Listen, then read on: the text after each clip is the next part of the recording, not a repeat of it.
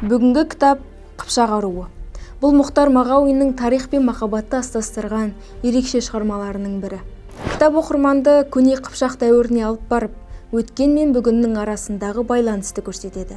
Шығармада ұлттық рух, уақыт, сағыныш және адам сезімдері терең суреттеледі. Ең қызығы, бұл жай ғана тарихи шығарма емес, мұнда мистикалық атмосфера да бар. Сол себепті оқырманды кітап өзіне бірден баурап алады. Автордың тілі өте көркем, әрі әсерлі.